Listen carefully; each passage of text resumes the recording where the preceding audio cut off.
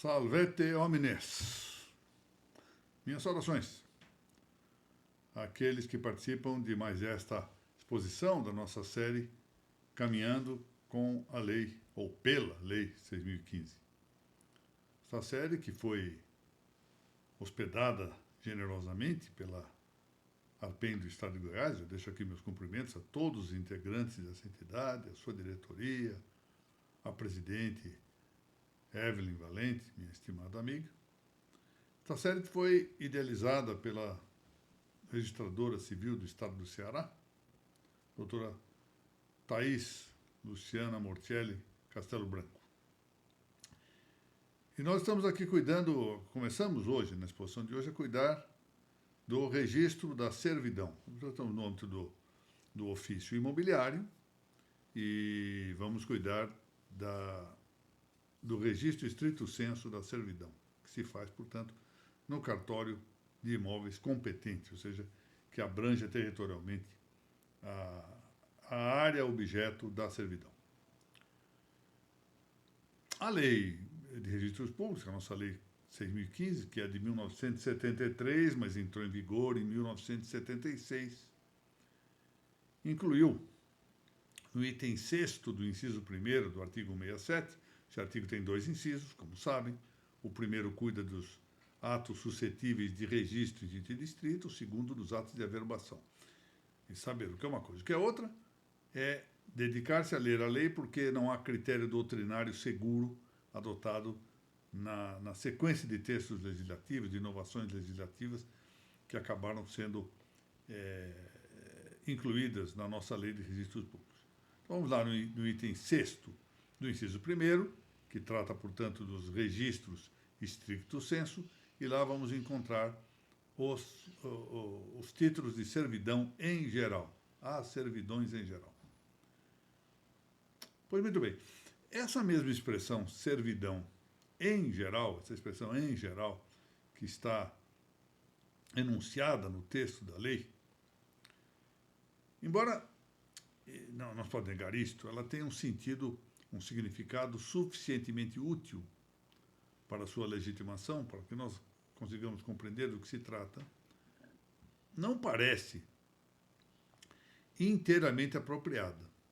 Por quê? Porque, ao lado das servidões que nós chamamos de servidões reais, porque dizem respeito às coisas, às res, portanto, daí a expressão reais, existem também as servidões pessoais, que são admitidas no direito vigente.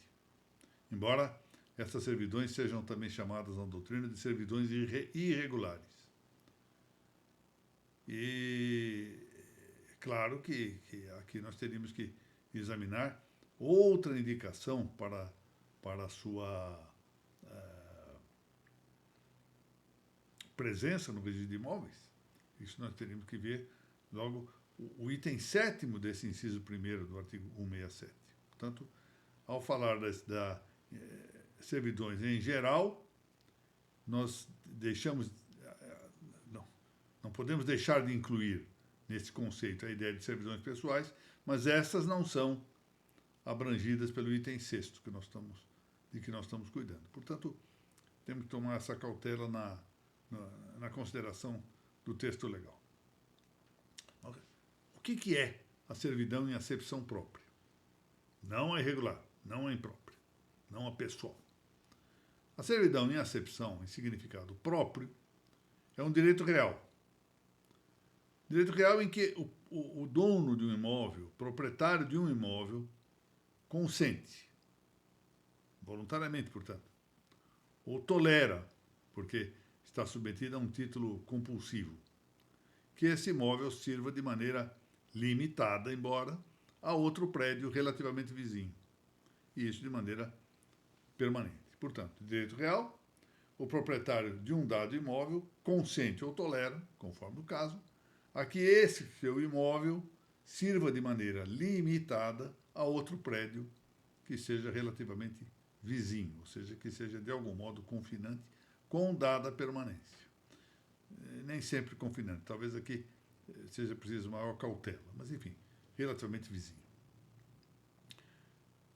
Numa fórmula concisa, mas eu admito que um tanto deficiente, esse grande nome da doutrina brasileira, da política brasileira, foi um homem de grande importância na história do Brasil, conselheiro Lafayette, que tem um livro magnífico sobre direitos das coisas, conceituou a servidão como um direito real constituído em favor de um prédio dominante sobre outro prédio pertencente a dono diverso. Esse outro prédio é chamado de serviente. Então, o prédio que serve é chamado de serviente. O que é servido, dominante.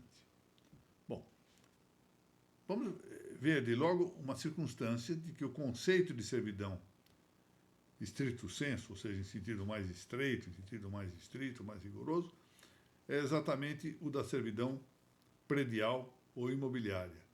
Os latinos, os romanos antigos, falavam no ius prediorum, ius prediorum.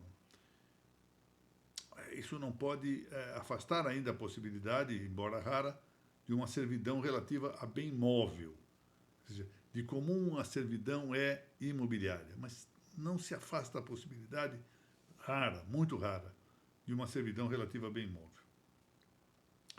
As outras servidões, ou seja, as que não são chamadas de servitutes reales, para falar aqui usando um pouco o latim, nós sabemos que nós demandamos muita coisa que nos vem lá do direito romano antigo.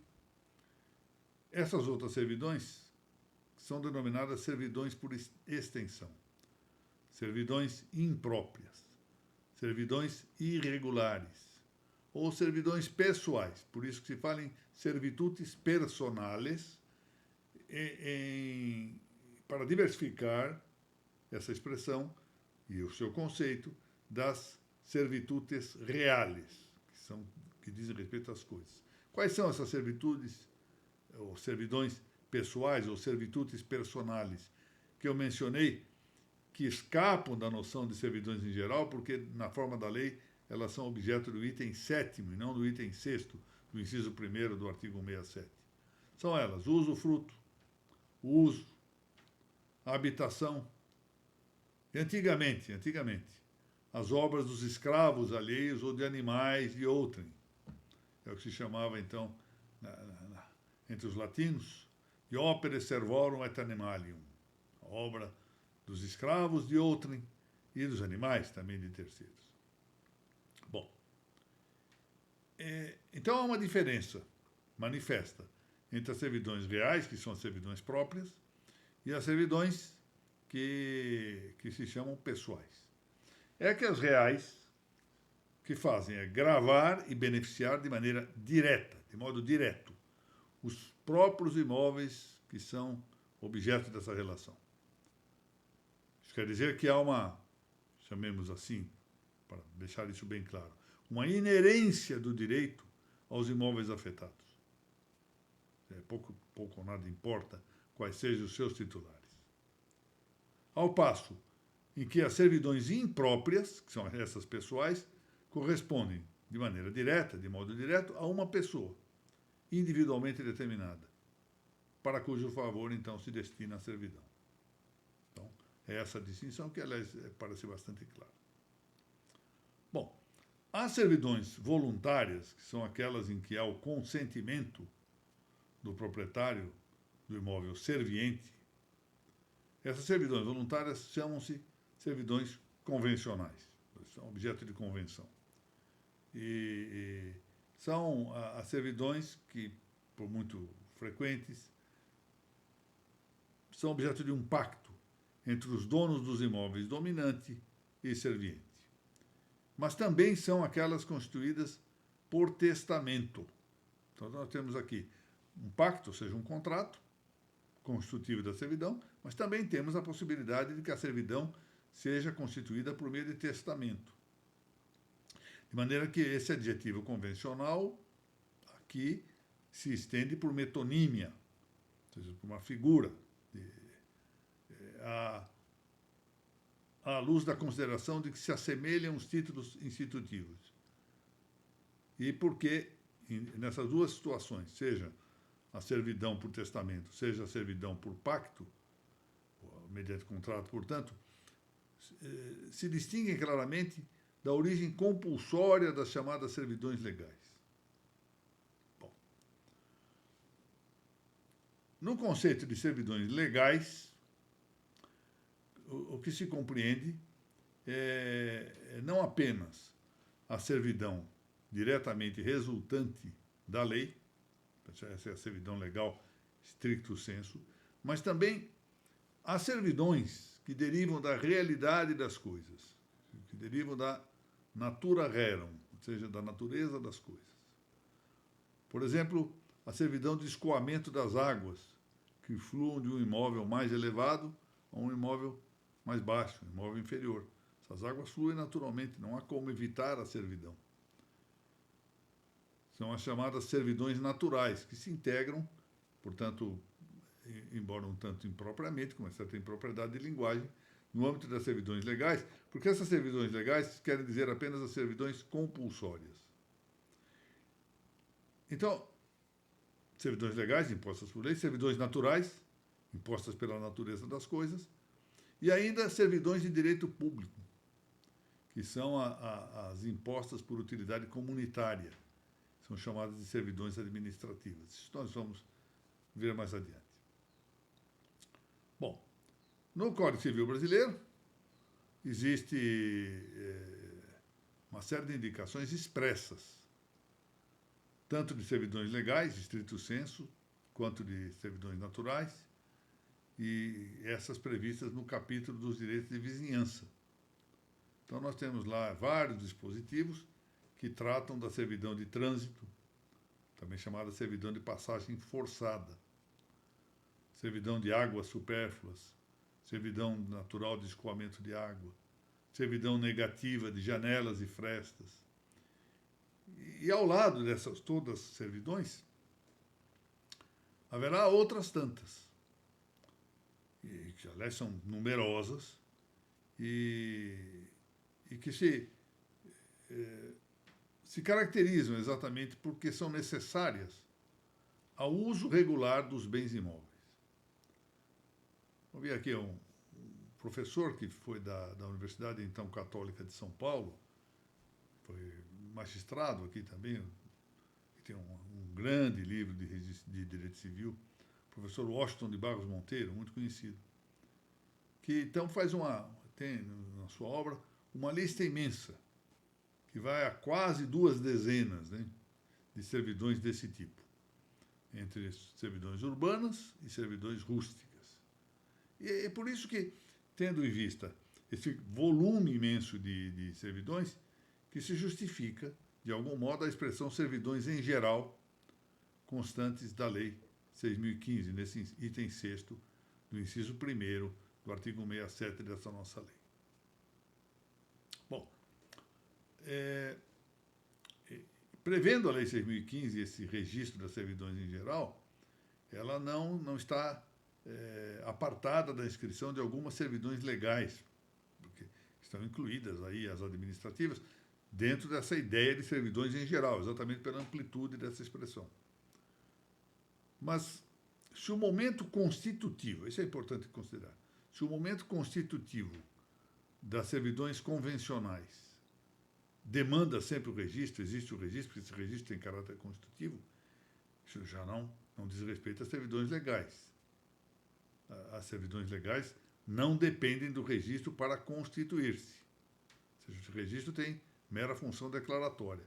A esse propósito, vamos lá no artigo 1378 do Código Civil Brasileiro, atual Código vigente, que é de 2002, e aí está dito quanto às servidões convencionais, que elas se constituem mediante declaração expressa dos proprietários, ou por testamento, com subsequente registro no ofício do registro de imóveis. Esse registro é de caráter constitutivo quando se trate de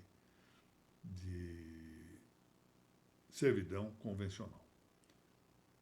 O conselheiro Lafayette observara já a seu tempo, eu acabo de mencionar aqui esse grande jurista pátrio, que a propósito especificamente da servidão de passagem de água, aquedutos, que essa servidão de aqueduto não resultava imediatamente da lei, constituindo-se efetivamente, dizia ele, por autoridade do juiz, a requerimento do prédio dominante, do proprietário do prédio dominante, né? e antecedido de algumas diligências para confirmar essa exigência. Embora, sendo ainda uma servidão ex vileges, por não derivar da lei diretamente, é que se justifica seu registro, quando se queira fazê-lo. Diferentemente, a inscrição das servidões naturais não parece autorizar-se, a despeito de o texto da vigente lei brasileira de registros públicos reportar-se, como temos dito, as servidões em geral, mas as servidões naturais não necessitam de inscrever-se no registro de imóveis. Quanto às servidões administrativas, essas que eu referi, que dizem respeito à utilidade da administração pública, elas participam do gênero das servidões legais, mas com o caráter de instituto de direito público. E é por isso que elas se dizem também servidões públicas, ou servidões de direito público. O Código de 1916, o grande Código Bevilacqua, não tratou do assunto, mas a matéria, então, surge em 1934, com o Código Brasileiro de Águas. O Código Brasileiro de Águas, que era um decreto de 1934, cuida desse assunto, das servidões administrativas. E, a partir daí, isto foi objeto de muita legislação esparsa, Código de Mineração, o Decreto-Lei 227, o Decreto-Lei 3236, mais recentemente, em 1995, a Lei 9.074. E há uma previsão legal genérica que está na chamada Lei Geral das Desapropriações, que é o artigo 40 do nosso Decreto-Lei 3365 de 1941, decreto que cuida das desapropriações. Um decreto muito feliz, esse decreto-lei, tanto que está em vigor desde 1941, com algumas modificações pontuais, mas não se tem reclamado da ineficácia ou da deficiência desse decreto-lei. Em geral, ele está bem acomodado às exigências ainda vigorantes no país, embora as circunstâncias sempre sociais possam mudar, políticas, econômicas, etc. Esse decreto-lei me parece muito feliz. As servidões administrativas, por ato da administração pública, também podem ser constituídas por entidade delegada. Há uma previsão até bastante antiga, de 1964, admitindo. E a importância é que essas servidões administrativas não dependem do consentimento do particular. E é por isso que ela, exatamente porque ela é compulsória, é compulsiva, que elas podem contar-se entre as servidões legais. Não é? Porque elas não exigem, as administrativas, que o imóvel serviente se relacione com o prédio dominante. Essa é uma distinção importante. Nada impede que a administração pública, ou aqueles em que a administração delegou essa possibilidade, se sirvam permanentemente de imóvel de particular, sem que haja referência a um prédio dominante. Ora, o caso mais claro que parece aqui, ou um dos mais claros que parece possamos exemplificar esse assunto, é o da servidão de passagem de fios de eletricidade. Não é? Parece que isso põe bem a claro. Essa passagem de fios de eletricidade não é um prédio dominante. Bom, a instituição de uma servidão administrativa não exclui a indenização que cabe ao particular. Por quê? Porque não é possível que alguém padeça sem reparação um sacrifício anômalo em benefício do todo. Não é porque isso é importante para a comunidade que eu seja obrigado a arcar de maneira anômala em benefício do todo. Diversamente do que ocorre com as limitações administrativas, que são imposições gerais, por exemplo, a impossibilidade de edificar além de certa altura, uma limitação administrativa. Já diversamente, as servidões de direito público recaem sobre um imóvel determinado, não sobre imóveis em geral. De maneira que segue indenizável o prejuízo que seja suportado pelo dono desse prédio, do prédio serviente.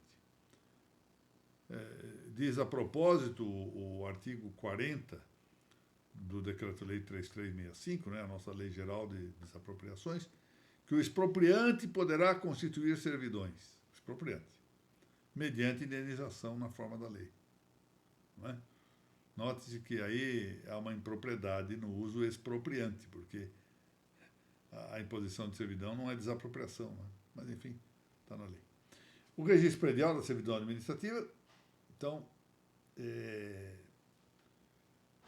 demanda ou a concordância do titular do imóvel serviente, ele tem que concordar para que se registre, não para que se constitua a servidão, para que se registre. Ou uma decisão judicial, que se dá no processo de desapropriação. Então, quais são os títulos suscetíveis de utilização para o registro da servidão pública? Um instrumento de possíveis acordos, isso às vezes ocorre na via burocrática, a administração pública convoca o particular, o dono do imóvel, e ali faz um acordo com ele, ou uma carta de sentença judicial expedida nos processos institutivos das servidões administrativas. Os processos seguem o rito referente ao processo de desapropriação. E é por isso que a lei fala em expropriante, que constitua uma servidão administrativa. Não é expropriante, porque não está retirando a propriedade, mas, num certo sentido, se entende porque a matéria é objeto da própria lei de desapropriação. Não é? Então, são esses os elementos com que nós começamos aqui a nossa tratativa referente às servidões. Vamos prosseguir nesse assunto em próximas exposições. Por agora, eu quero agradecer àqueles que se preocuparam aqui pela série de afecções pelas quais eu passei, não é? Desde a minha cirurgia de artroplastia de quadril até o surgimento aqui da visível, agora já está em fase melhor, não é? Da visível herpes zoster, de que eu fui afligido, mas estou bem melhor, estou bem melhor. Agradeço muito àqueles que se interessaram e a todos peço que rezem um pouco por mim. Por fim, agradeço àqueles que participaram dessa nossa exposição, agradeço também à diretoria da ARPEM do Estado de Goiás, que tão generosamente acolhe esta nossa explanação, esta nossa série caminhando pela Lei 6.015 de 1973. Muito obrigado a todos. Minha saudação especial à minha amiga presidente da ARPEM Goiana, Evelyn Valente. Tem que encerrar da maneira com que o marketing, em geral, me tem sugerido. Ou seja, valete omnes.